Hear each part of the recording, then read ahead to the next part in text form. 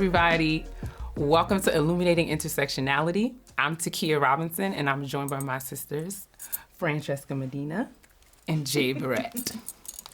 We are really excited to kick it today. I'm really excited about this conversation that we're going to have because it's very important to me. It centers who we are as Black women, and that is something that has often been, as you know, misappropriated. The conversation about, who we are has been misrepresented in many, many different ways. And intersectionality is a lens, it's a tool, it's a framework that has been used by Black feminists, Black scholars, Black activists throughout history, really, to really capture the unique intersection of our identities as Black people, and more specifically as Black women. So it centers who we are, and it talks about, it really characterizes the ways in which society structures and systems and policies fail us. It illuminates the cracks that we fall into as Black women. And what I love about intersectionality is an academic sort of framework in that an academic sort of coined the language.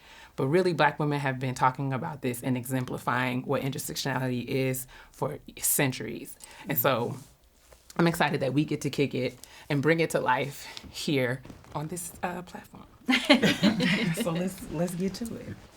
Intersectionality was a term that was coined by Kimberly Crenshaw in the late 80s and early 90s. Mm-hmm. But honestly, like I said, women as, dating as back far as 1892, we're talking a lot about this double jeopardy, the unique problem that Black women have in that we are women in a male world and we're Black in a white world. And as such, a lot of who we are is misunderstood, misrepresented, et cetera, et cetera. Kimberly Crenshaw used this language related to a case of a Black woman named Emma DeGraffin Reed in the 1970s who worked for General Motors. And she sued General Motors because she wanted to work a factory job and they denied her.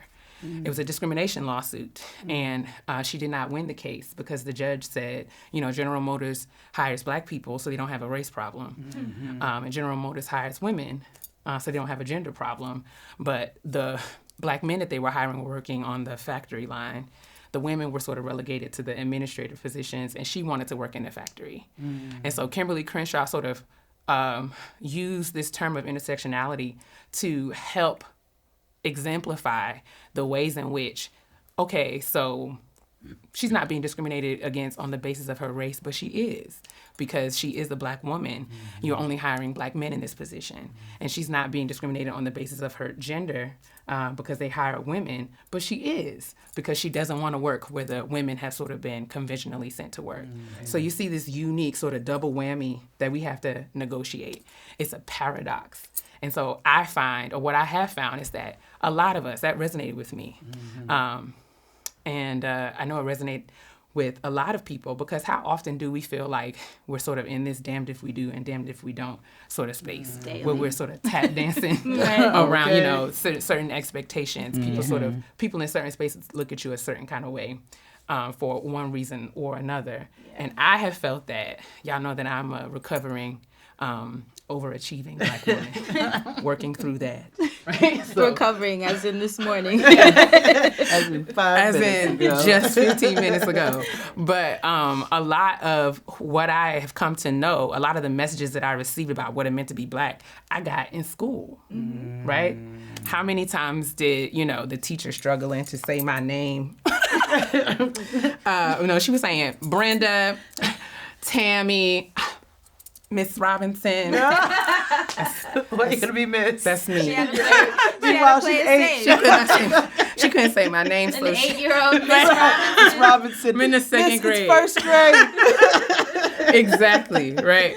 And so all the different ways, those little messages not being represented in textbooks, not seeing myself in movies. I remember in high school summer reading, one of the books was The Diary of Miss Jane Pittman. I was the only person in the whole English department that picked that book. And, you know. They were like, how festive. Like, who are you?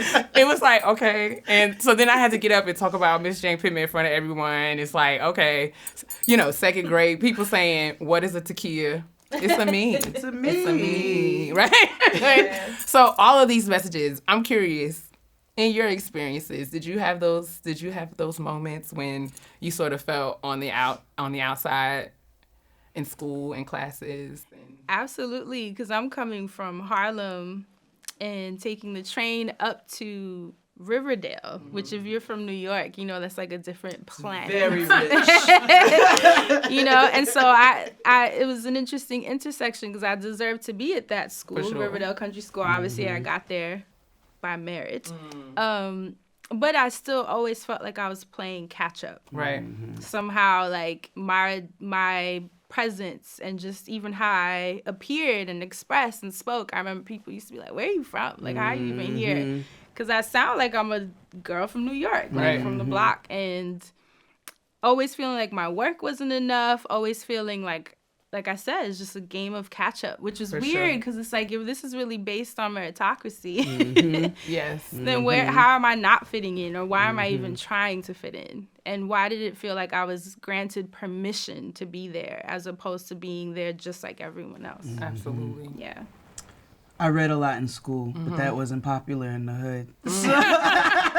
No, that's so real. You had the big bulky book bag. I People sure like did. you And go not, to school. You know, but the good thing was I was very sure, man, you're not going to shame me. I that's enjoy right. these books. These babysitters clubs are in this backpack, and I'm going to get busy on them at lunch. And I think it was moments like that where it's like, this may not be what's happening in the neighborhood, but this is who I am. I enjoy reading. I'm going to sit down. I'm going to read in the middle of this block, and we're going to have a good time doing it. But isn't it crazy that certain activities were affiliated with white behavior? Yeah. And certain activities were not as common in the hood. I was telling Jade the other week, and I think it was 4th or 5th grade, I transitioned from private school to public school.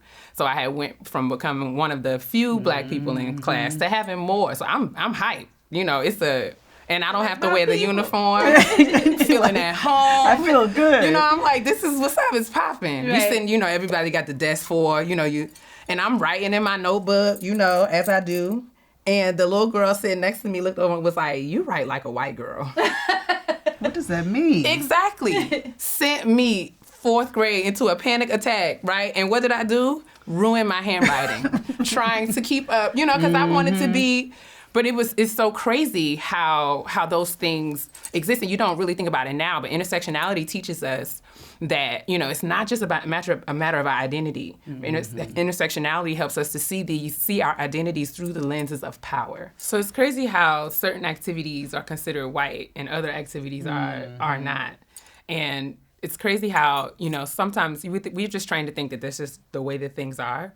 But it really is about power. It's about how systems, the systems that sort of govern our society have all socialized us to be. And intersectionality is a way to think about our identity through the lens of power, understanding how these interlocking systems of racism and sexism and patriarchy put Black women within a specific sort of paradox. There's a Black feminist from 1892. Her name is Anna Church Terrell. She talked about it being sort of, America has a race problem and America has a gender problem. And it's crazy how the solutions to both of those problems miss me. And since then, like, there have been so many other women who also talk about this sort of double jeopardy, this double whammy. Intersectionality was Kimberly Crenshaw's way to sort of give language to this. And since then, there have been so many women who've carried on this work. Patricia Hill Collins, she talked about the concept of controlling images. And those are the images, the controlled images that we see in society. Those are the things that make us feel like, you know, good handwriting being Black is normal. Those are the things that make us feel like racism and sexism are just the way of the world and there's nothing that we can do about it. But it's not just intersectionality that gives us a way to sort of identify these problems. They also give us some tools for thinking about what we can do to change the conversation, to change the narrative. So I'm really excited about that because I think if we think about these conversations, how important it is for us to create space like this, for us to talk about our experiences, it's not just like, dang, we went through that. But given that, what are some of the changes that we can make so that little girls coming behind us don't feel alienated in their classrooms like we did? Or don't try to change their handwriting. Right. You know, or, or stop reading. It was really good handwriting. And I tried to make it, I mean, it's not How good about anymore. I shame you back into your original We handwriting? should work on that. Like, you write like a white woman. And yes, I do. And even the stress, like the transition from different school systems, For sure. like going to public school to private, you know, I was shamed in the school for sounding quote unquote hood or ghetto. But then I go back home to my cousin's house and they be like, ew, Exactly. starting to Like talk. that. Yeah, so you'd be in the middle Exactly. like, bro. And I don't know how to talk. For sure. And you sort of living in this, like, I don't know which way, who do I please? But What which do I- one's right? Or am I Exactly. doing something wrong? Because all I was doing was being a product of the environment I was sure. a part of, you know? And also, the idea behind our mothers and our parents a lot of times sending us to schools in other neighborhoods. That is interesting. That's an interesting point within itself to me, just in the sense where it's like, okay, this is not good enough. Where we live is not good enough for you to go to school, so I need to send you somewhere else for a better education. But sadly, a lot of the times, and I can only speak for, because I know it's not the same in every neighborhood. Some public schools are better than private schools. Some That's are. the reality of Some it. are. But I know for mine, that wasn't the case. It was just sad that we got, you know, probably the throwaway books, the throwaway curriculums. Teachers were exhausted because they're already not getting paid well. So it just wasn't an environment that was like cultivated for thriving and growth. Sure. And, you know, so I can't blame my mom for wanting to put me in a better school, but at what cost? Because even though I was successful academically, I was also struggling emotionally and mentally and spiritually. And it was like, that's all that mattered. You know, the ability for her, and she was working with what she knew, you know, especially being foreign born, which we'll get into in episode 2. Shameless. But, you know, it just, everyone's just trying to do the best that they can. So I try not to fault her, but we end up suffering the brunt of those decisions because you're just young in these systems. Absolutely. Trying to make it make sense. And then, like you said, overachieving, struggling, like just so many layers and levels to how the system is designed. And I'm glad you said that, because we have to keep in mind that it is designed that way. Right. Right. So it's not an accident that some schools are better and some schools are worse. And where they're placed. And where they're placed. Which Right. schools are resourced and which schools are not. Right. So we have to always bear in mind that it's not just about our identity. Our identities are always going to be within the system and structure of power. You know, we talk about these experiences, and they're not just limited to like grade school, high school. I remember in college and even in grad school having to negotiate this, I don't know who I'm supposed to be. Certain people feeling like I'll have to present one way in the classroom, Right. or me sort of showing up as myself being shunned or, you know, frowned upon. I remember even in grad school, I went to a conference, and one of my advisors asked me, after we came back from the conference, invited me to dinner, just casually. So I was like, okay. We're at dinner, and she's just like, listen, some folks, you know, felt some ways about how you dressed What? at the conference. Isn't that wild? What? And she was like, I just want you to know. Thankfully, like, thank God for advocates, people who really practice, you know, intersectionality, or, you know, recognize how problematic some of these conventions and traditions are.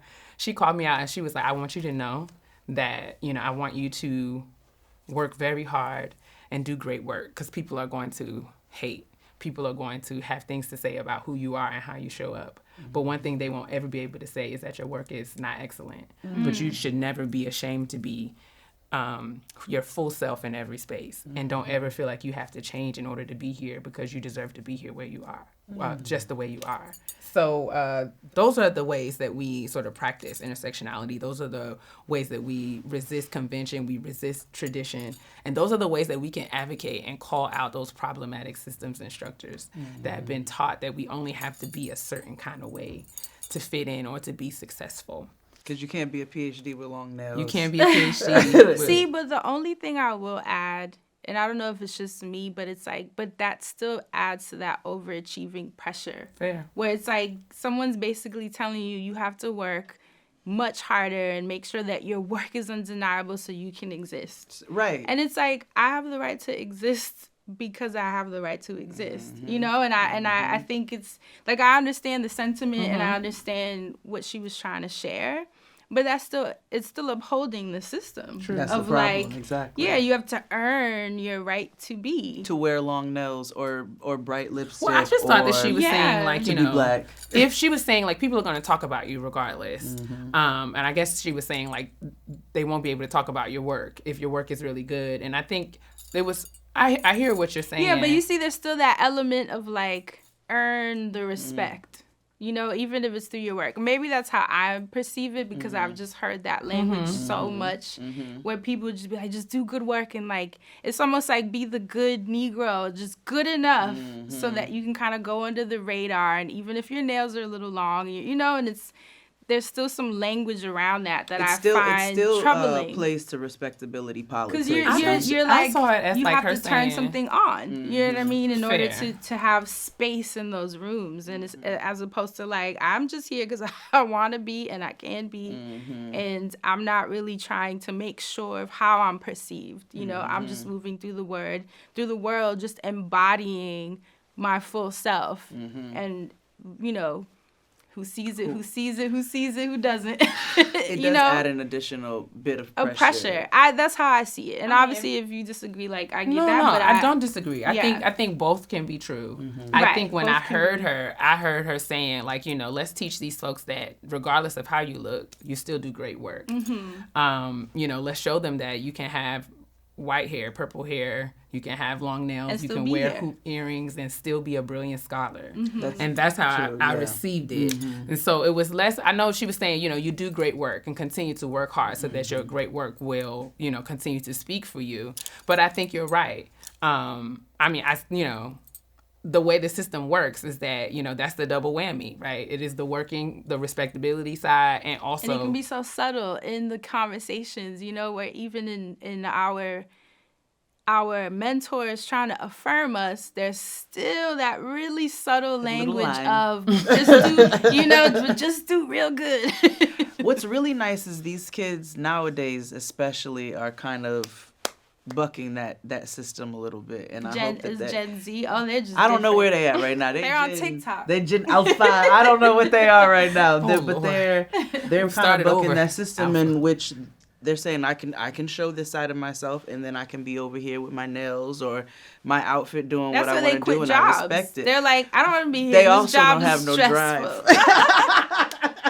I've been working since I was 11 years old. But that's what I wonder. But that's the system, right? And that's how we are subtly upholding. Like, they have no drive. You need at least 2 years in your resume to get a good job. But they're really like, this job sucks, and like, I don't want to be hate here. Your resume. And they're like, and what is a resume? You know, like, these are all concepts. No, they shamed me for my resume. I'm not gonna hold you. No, they really did. If they were like, "Wow, when's the last time you updated this?" Yes. But I love that because I think a lot of us view that as them being like lazy and not wanting. And granted, a lot of them are, but.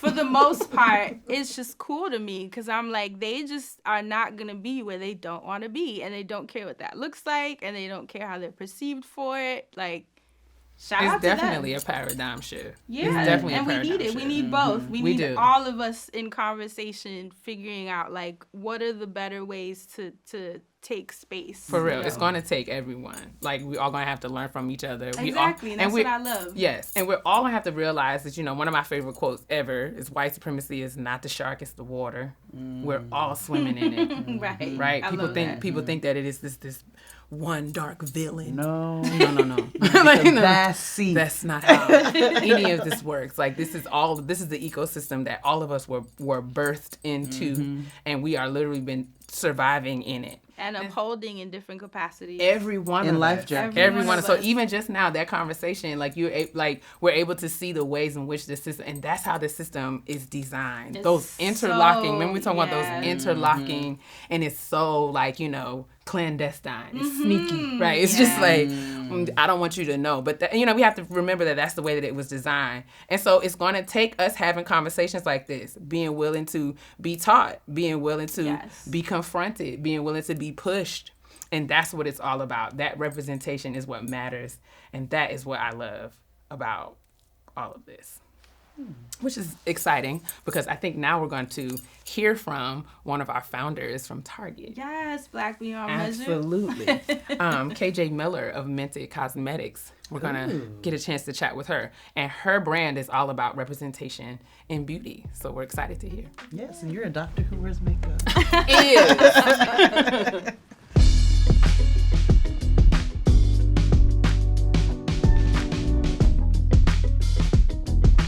Hi, I'm KJ Miller. I am the CEO and co-founder of Mented Cosmetics. So the origin story of Mented Cosmetics is that my co-founder Amanda and we met at Harvard Business School. Both of us knew we wanted to start a company when we graduated, but neither of us knew what that company would look like. And I had launched other startups that all were failures, but I wasn't deterred. So I met with her. We would get together once we moved to New York over wine typically and chit chat about what can we do? What can the two of us reasonably, feasibly do? What problems do we have? What do we feel like is missing? And during one of those conversations, Amanda mentioned to me, well, I've been looking for the perfect nude lipstick for 3 years. And I was like, girl, I can't find any lipstick that I like, much less a nude lipstick. And so that conversation sparked this back and forth of, well, wait, does that make sense?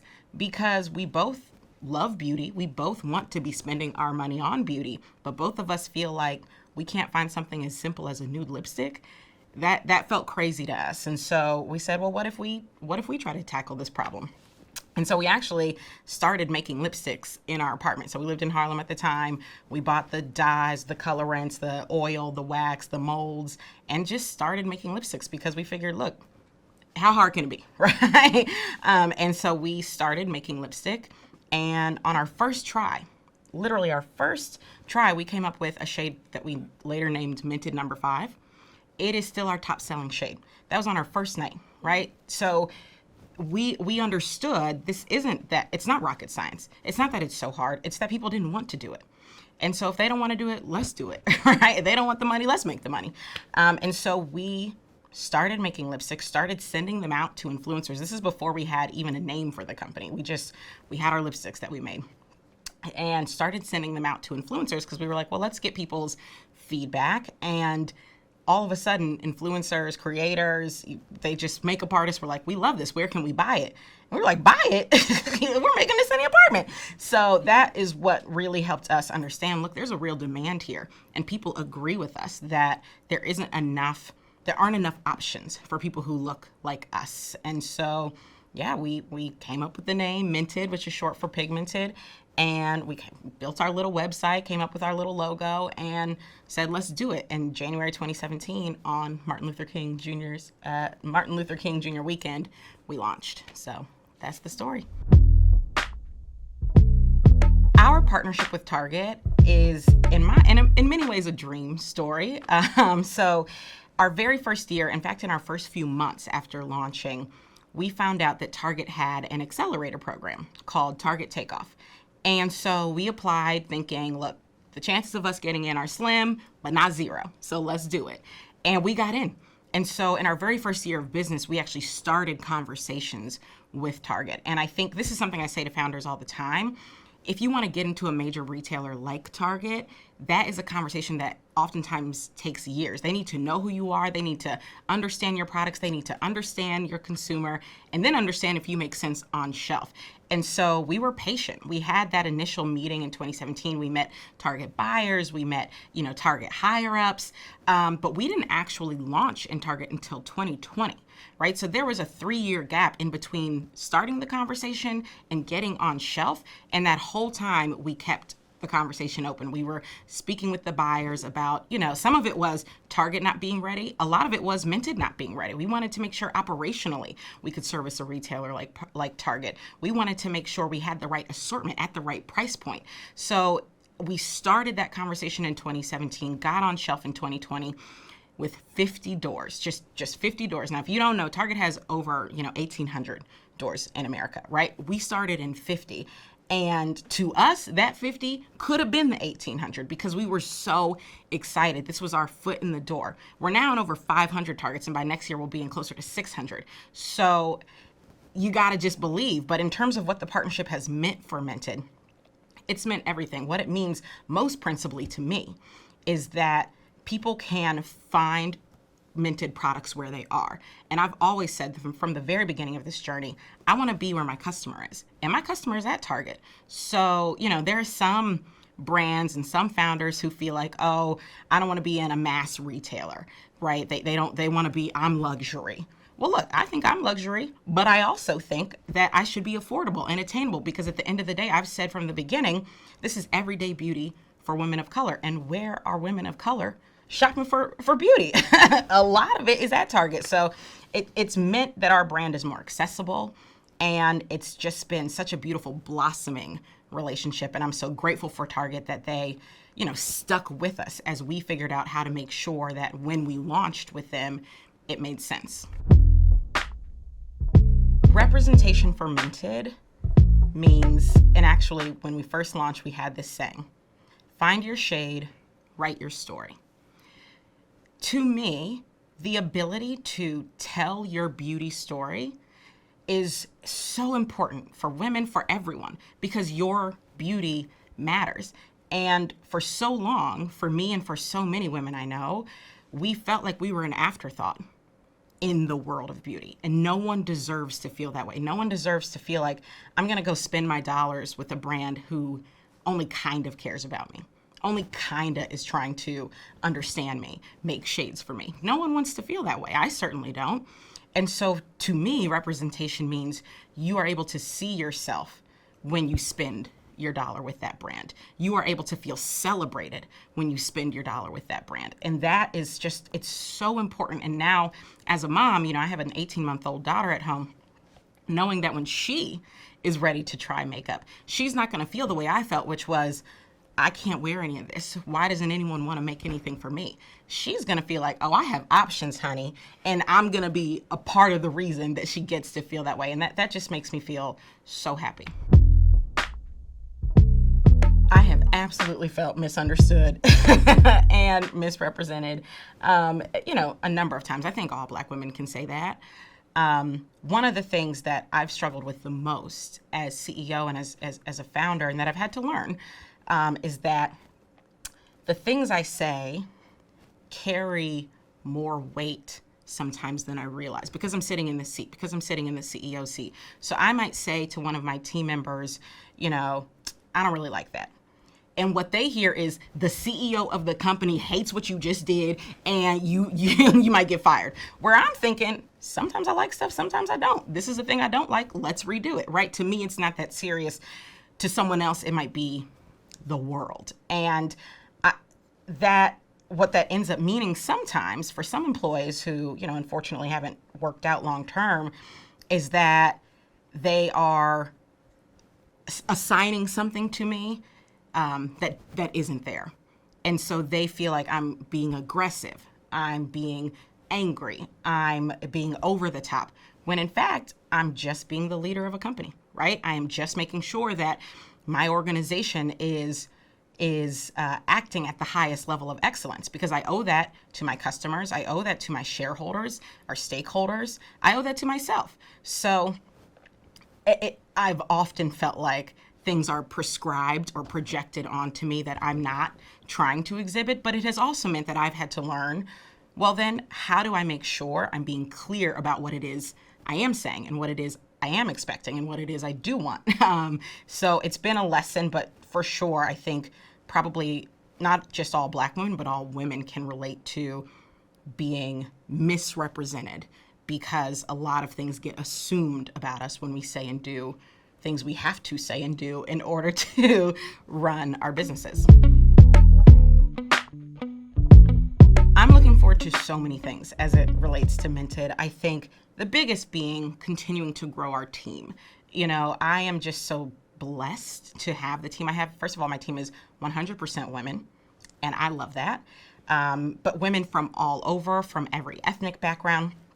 And every time I get to promote somebody, it's like my biggest honor. Every time I get to help someone learn how to do something they didn't know how to do, that's amazing. You know, I love that I'm contributing to helping people grow in their careers. I think that for me is amazing. I know, customers might not care, but I care a lot about that. But in terms of the customer facing pieces, I'm excited about continuing to get it right for our customer. Our latest launch is our Color Intense eyeshadow sticks, and we're almost sold out. We launched these things a month ago.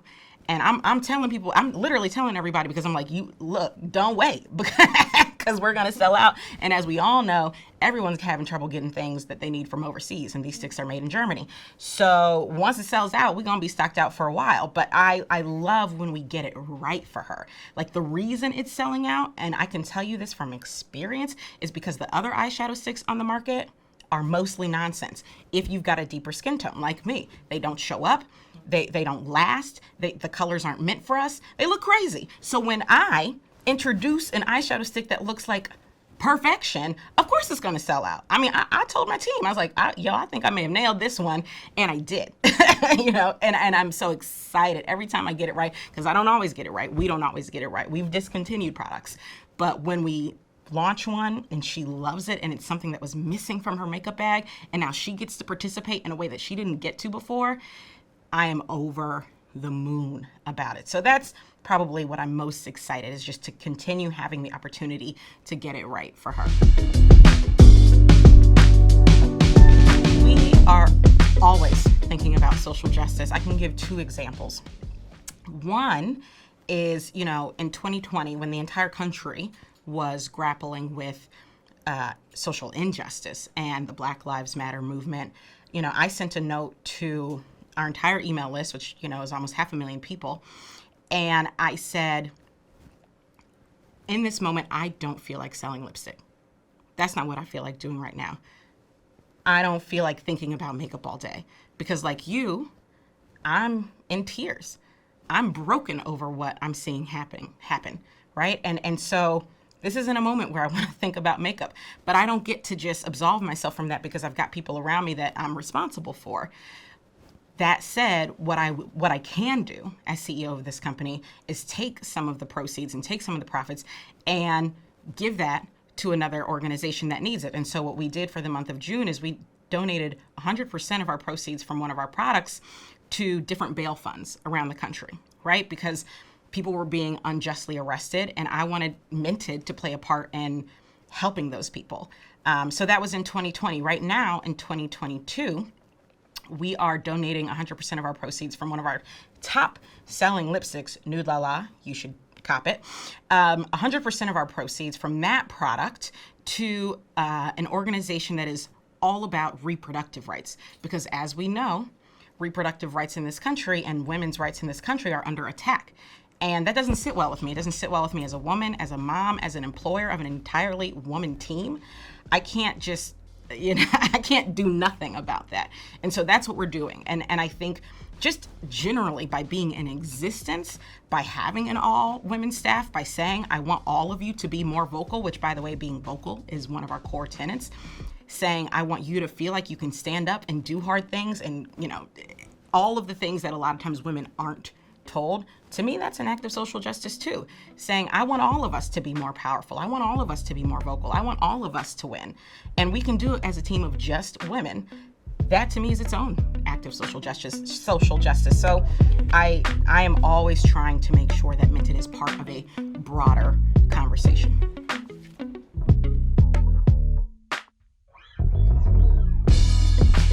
And I'm exhausted.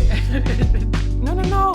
Beat down. I don't know if you know. I know it don't look it. I look up and I sound like everybody's grandpa. I'm like, do you know I've been working since I was 11 years old? And I hate sounding. I have those moments so often. My friends say, y'all tell me all the time, you sound like such an old lady. And I am. I'm accepting that. My soul is. My soul is because I have been literally working on the railroad all the live long days. No, but I want to go sort of bring us back to intersectionality because in addition to sort of giving us some tools for thinking about these things, it also gives us some sort of tools for how to sort of develop these practices and make sure that we're centering our identities in the right way. So there are core tenets of intersectionality. And, since Kimberly Crenshaw, host of women out here, I don't want to start dropping names because the list can go on and on and on and on and on. But like Patricia Hill Collins, who I mentioned, Summer Blige, our friend Brittany Cooper. Yes, eloquent race. Yes. Yes. Our friend Brittany Cooper, Lori Patton Davis, Shayla Haynes Davidson. There's so many. Moya Bailey out here, a wonderful scholar. I think she's at Northwestern, wrote a book about misogyny or misogynoir, which is misogyny that is specific to Black women. What are the ways in which, thinking about the unique intersection of Black women identity and misogyny. But so many scores of women are publishing and writing, and there are some things that we can sort of take. So the core tenets of intersectionality, and this was work that was done by some feminist scholars named Bonnie Thornton Dill and Ruth Zambrana. Both of them are from the University of Maryland College Park. Oh, go Terps. Just a little drop there.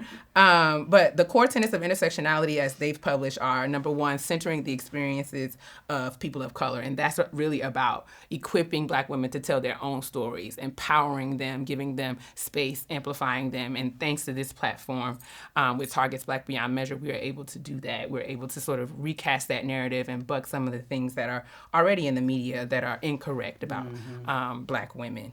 The second tenet is about complicating identity, recognizing that Black women are not a monolith, highlighting the vast differences in our experiences as Black women, discussing how our different identities intersect and overlap out loud. Thirdly, unveiling power in the interconnected structures of inequality. We can never, ever take power off the table. We can never, ever think about these things without that structural dynamic, that systemic dynamic, calling out the systems, structures, practices, and policies that are responsible for our marginalization. So like back when we were talking, about should we act Black, act white? Why do we have to choose? Can we be both? Right. You know what I'm saying? What is that? How do we highlight how those systems and structures function, and what are the implications of those? And finally, promoting social justice and social change, as we've talked about, some of the things that we can start to do, having conversations with our friends and family members, creating spaces like this where we can discuss our experiences and then what we're willing to change as a result of those experiences. And then thinking more intentionally and being really, really purposeful in reclaiming our voices and resisting. It's easy to sort of get on the hamster wheel that we've always been on, but what are the ways that we can take small steps to get off that hamster wheel and step outside the box? So I'm excited as our conversations move forward in future episodes. Yes. We'll always bring it back to these core tenets and think about the ways that we are exemplifying and actually practicing intersectionality, so that we're highlighting that double jeopardy, that double whammy, that both and right?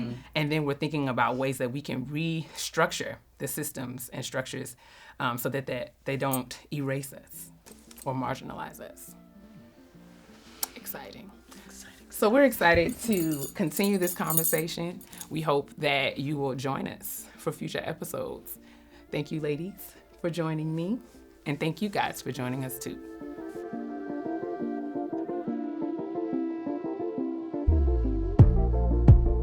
Thank you for listening. You've heard our thoughts, and now we'd love to hear yours.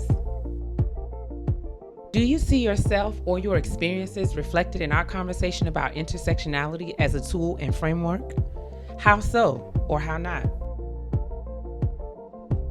Think about your experiences in schools and academic spaces. What messages did you encounter or receive about your identity?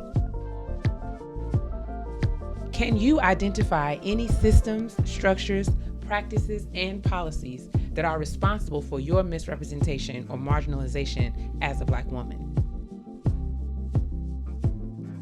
Given your identity-shaping experiences, what advice would you give another Black girl or Black woman who may feel misunderstood or misrepresented? What are your ideas for how Black women can reclaim our voices and promote social change and social justice? Answer these discussion questions in the comments below.